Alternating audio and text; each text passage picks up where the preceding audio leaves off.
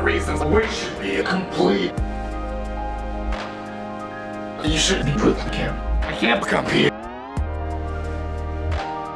You look at me like I was someone else. Can't you see? I don't wanna slow dance.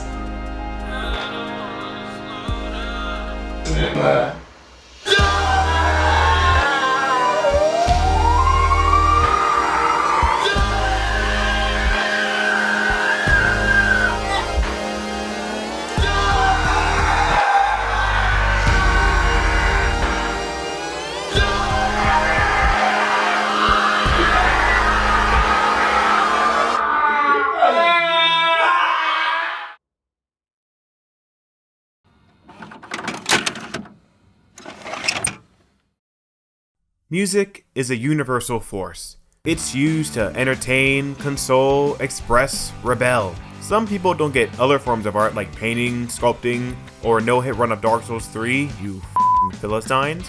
But you'd be hard-pressed to find someone who doesn't enjoy any sort of music. Wet ass P-word. Make that pull-out game weak. Yeah, you effin' with some wet ass P-word. P-word is female genitalia. So how does someone like make great music?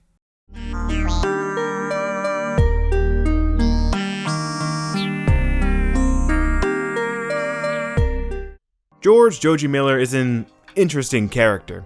People my age may know him better as Filthy Frank and Pink Guy from a time where the yellow dollar sign was not looming over the YouTube community. Growing up in Japan, he always admired the unpredictability of artists within American culture. This seems to be what really inspired his whole career. After coming to America for college, he started making videos as an un-PC degenerate persona known as Filthy Frank. He spawned other characters and made weird, off-putting videos of himself just goofing around and causing general mayhem. During this time though, he still pursued his passion for music. It can't come as a surprise that George appreciated the music making process, especially since Frank often included fantastical musical accompaniment. When I woke up on the 28th of May, I looked at the TV with tears running down my cheeks. Yes, I'm a weeaboo. Yes, I'm a weeaboo. Yes, I'm a weeaboo. Yes, I'm a weeaboo. This all culminated with the release of Pink Season, an album released by Joji where he performed as his various Filthy Frank personas, namely Pink. Pink Guy. Damn fucking Schneider! This ain't a fucking game, bitch! I wanna watch a sitcom with my hand on my dick! Joji later retired Filthy Frank to pursue his music career with Rise 88. In response to claims that he went from creating funny and offbeat works to more serious and dour ones, he states, he creates things he simply enjoys. He never went serious. He released his first EP, In Tongues, in November of 2017 to wide acclaim from new and old fans alike. Papa Franku might have been retired, but Joji proved that he's still an artist at heart, and one of his greatest works is still yet to come.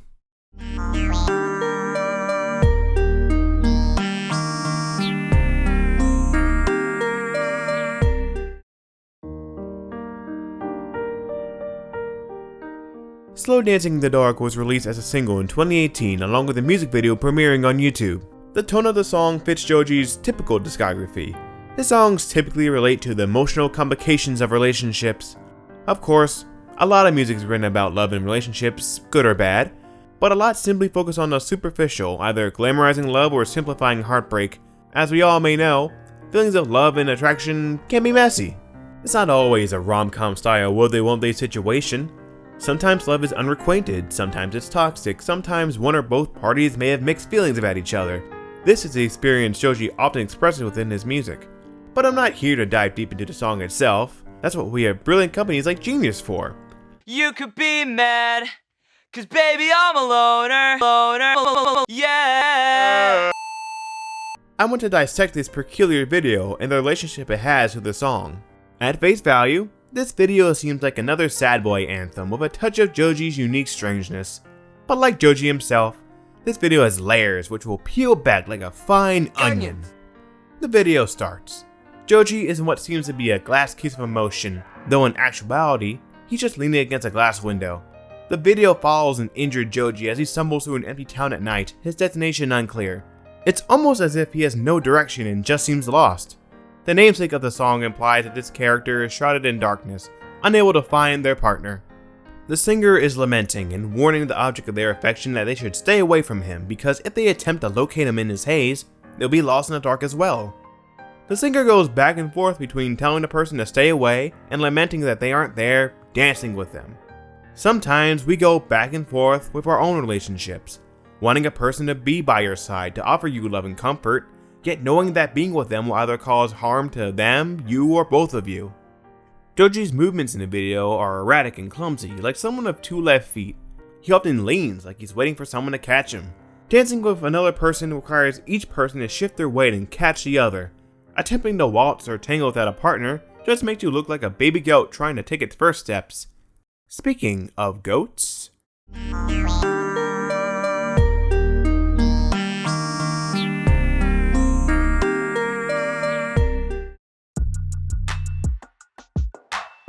yes, we have here the elephant in the alley, or rather, two elephants in the alley. Joji here is shown with goat legs and a red arrow sticking out of his back, which may explain his strange movements. Obviously, his form resembles that of a satyr, the mythological creature that is half man, half goat. One may recognize a creature within the Percy Jackson books, and then immediately despise it when remembering the Percy Jackson movies. Originally, satyrs were described as men with horsetails and erect phalluses, which I wouldn't put past Joji to demonstrate in his earlier works. Satyrs lust after immortal women and nymphs, almost like it's their nature to get down and get down. But what happens when a satyr, say, falls in love? Joji's character could have been living the life of a satyr, simply indulging in hedonistic pleasure, living life as one big party. Might not be just an aesthetic choice to have him in a party tux, but once he finds someone that challenges this lifestyle, someone he wishes to love, this feeling is so unfamiliar and unnatural that his body literally doesn't know what to do with it.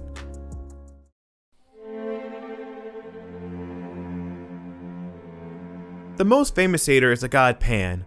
God of nature, he was loved by all and was the life of the party.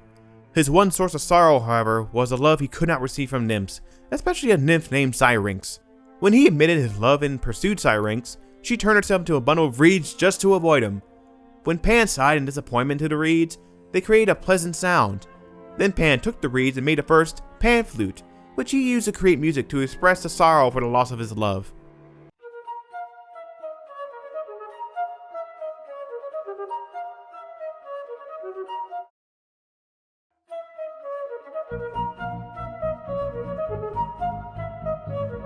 Joji, like Pan, is pursuing someone who has won his heart and led him away from his life of partying and hedonism.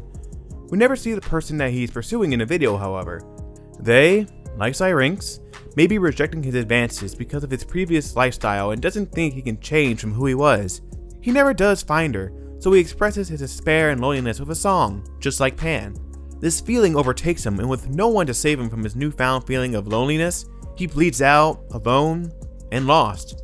And just to put icing on this analogy cake, in some stories the god Eros, the Greek equivalent to Cupid, shot Pan with a love arrow which made him fall in love with Syrinx.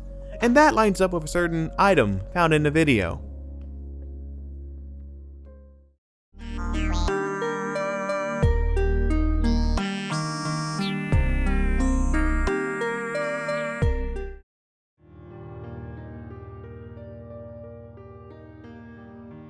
This video may seem disjointed at first regarding the time of events, but let's attempt to put it in order. Joji is alone in the street surrounded by darkness with only city lights offering any illumination. He is shot with Cupid's arrow, meaning he has now caught feelings for someone. Flashes appear as if someone is taking a picture of their hunting prize, like Cupid is proud of the accomplishment it is for someone like a satyr or more simply Joji to fall in love. It may also be a hint to him to where to go somewhere where he no longer has to be lost in the darkness. Wrestling with this new feeling of love and having it conflict with his nature, Joji is going through town in an attempt to find the object of his affection. He's desperate, but lost in the dark of the night and singing out in despair, hoping someone will hear his pleading. He finally makes it to what appears to be his destination, and lights illuminate him. He's here on the dance floor, where he expects his love to be. The darkness clears, and he realizes that no one is truly there to love him. He is no longer in the dark, but he can now see that he is truly alone. He falls in defeat and bleeds out, but not before giving one last desperate cry like that of a dying animal. Dying knowing the truth that he was always alone and could never be loved. Now, isn't that the sweetest love story you've ever heard?